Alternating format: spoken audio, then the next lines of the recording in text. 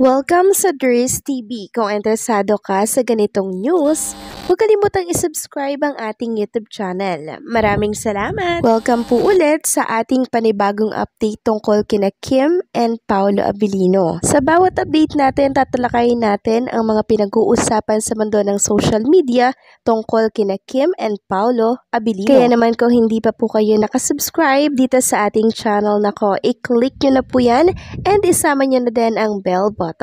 So, ayun, welcome back again sa ating YouTube channel mga kakimpaw, and sa update natin ito, ang pag-uusapan natin ay tungkol sa mga importanteng kaganapan kina Kim and syempre kay Paolo Abilino. Pero bago po ang lahat, maraming salamat sa inyong patuloy na pagsuporta at pagsubaybay sa mga daily update natin tungkol kay Kim and Paolo Abilino. Kaya naman bilang pasasalamat, narito po ang mga napili nating komento patungkol yan sa naging previous update natin. Una komento mula po ito kay Jerry's Kitchen. Sabi niya, sobrang ayuda, grabe. I watch live sa Facebook at super kilig talaga ang performance nila. Pero doon talaga ako sa yes. Napaka-pogi talaga. At grabe ang saya ng mga tao. The best ang Kim Pao. Genuine ang happiness nilang dalawa. Iba si Ate Kimi magmahal. Yung hindi talaga niya iiwan at ang attention niya focus lang kay Kuya Pao. Halata din si Ate Kimi na in love. Next band cover naman sa October 18.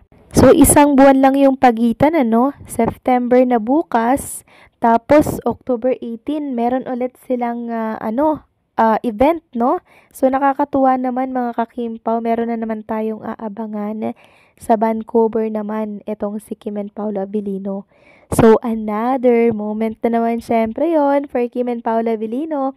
Magpapakilig na naman sila dyan po sa Vancouver, Canada, no? Sa mga OFW natin dyan.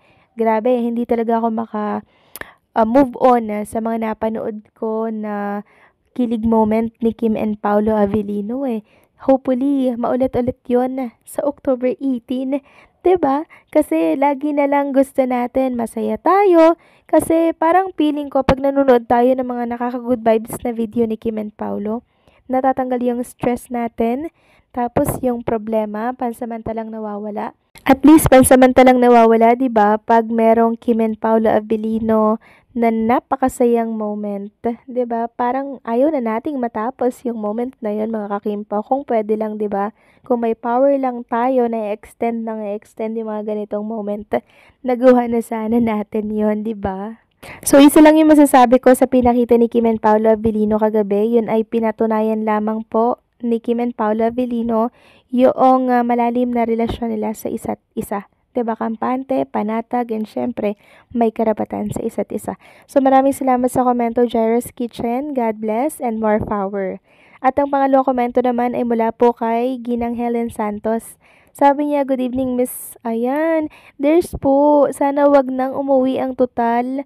Total mag-asawa na sila. Ako, pinanood ko ang kanilang performance. Nilang dalawa, sila lang talaga yung pinakamalakas. Nakakatuwa naman talaga sila, napaka-sweet nila. Sana tapos na ang kanilang mga teleserye at pelikula, magpakasal na sila, talaga sila ang pinapanood ko forever, na talaga silang dalawa. Bumuo na sila ng kanilang pamilya, matanda na naman sila, makita naman ng lahi ninyong magaganda at mga pogi.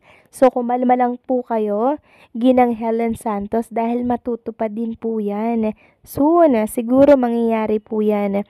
Yun ay pag settle na po ang lahat, 'di ba? And hindi ko alam kung kailan po nila balak magpakasal. So baka magulat na lang tayo mga kakimpaw. Kaya naman sulitin na lang natin yung mga ganitong moment ni Kim and Paolo Abilino dahil mamimiss natin, hanap-hanapin natin yung mga ganitong pangyayari kay Kim and Paolo Abilino pag sila'y lumagay na po sa tahimik. Kaya trust the process, enjoy the process, okay? So maraming salamat sa mga komento ninyo. God bless po at mabuhay kayo. So yun na nga, pag-usapan na natin mga kakimpaw ang mga topic na nakalap natin sa gabing ito. Tunahin na nga nating pag-usapan itong picture ni Kim and Paolo Abilino pababa po sa stage. Dito po yan sa pinag-performa nila sa ASAP England. So habang pababa po ng hagdan si Kim and Paolo, magkadikit sila, parang magkahawak ata sila, no, mga kakimpaw. Ang sweet nila dito. Tapos may pagtapik pa daw sa likod ni Paolo itong si Chinita Princess na parang kino-comfort. Ang sweet mga kakimpaw, 'di ba? Sabi nga dito ni Chris, for the chika na naman ang Kimi. Ang cute naman, nagpatapik sa likod ni Pau. So nakakatuwa, 'di ba? Sabi nga ni Paulo, parang hindi daw nauubusan ng chismis si Chinita Princess kasi si Paulo yung lalaking handa pong makinig ng makinig sa walang katapusang kwento ni Kim Chu. Ang cute lang, 'di ba? Tapos si Paulo dito para marinig yung sinasabi ni Kim Chu, talagang dinikit yung tainga niya eh. Ayan mga kakimpaw, oh. Talagang for the chismis etong si Chinita Princess at ang cute talaga nilang dalawang pagmasdan, ano? Tapos, ito pa yung nabasa ko sa X. Sabi naman ng isang account, this is not to compare but whenever Kim Pao perform on stage, whether local or international, the energy is undeniable. And Paulo's effortless charm paired with Kimi's sweet and vibrant presence captivates the audience instantly. It's a dynamic performance that hooks you in.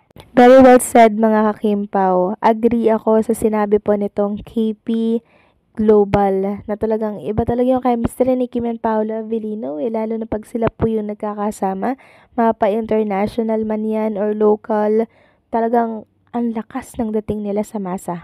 Samantalang pag-usapan naman natin ang tungkol dito sa panibagong nasagap nating balita tungkol kay Kim and Paolo Avellino. So, di ba sa previous update natin, natalakay natin yung pag-alis ni Kim and Paolo, tas maaga pong nag-check out sa hotel. Ang dahilan pala mga kakimpaw, eto na't nahanap ko po, no, kung saan ang punta nila mga kakimpaw. Sabi dito sa post ng Kimpaw na account sa X, credit po sa post mo, sabi niya, basta yun ang sabi, may manonood ng concert ng Coldplay. Kasama ang ibang mga artista na nag-aalisan ngayon. Antay na lang baka may update. Check out na din ako. Tapos, may nag-comment na sabi ang concert ng Coldplay sa Wembley Stadium, London. Then sabi pa dito, baka London muna sila kung manonood ng Coldplay. So, ibig sabihin, manonood po si Kim and Paolo Avellino ng concert ng Coldplay na kung saan ay talaga naman pong pinupuntahan at pinipilahan din ng ibang mga artista. And since nandirito na lang din naman sila sa England, susulitin nila mga kakimpaw yung mga opportunity na pwede nilang magawa dito. 'Di ba? Double purpose mga kakimpaw. At tingin ko din mga kakimpaw, doon talagang punta ni Kim and Paolo. So, sa mga susunod po na oras, maglalabasan po yung mga ayuda dahil for sure may mga mag-update po na mga artista na nandoon si Kim and Paolo Avellino. So, let's see mga kakimpaw kung manonood nga talaga sila ng Coldplay concert. No? So, abangan natin yan. So, anong sa inyo dito mga kakimpaw? Please comment down below and huwag kalimutang mag-subscribe at i-like ang ating video.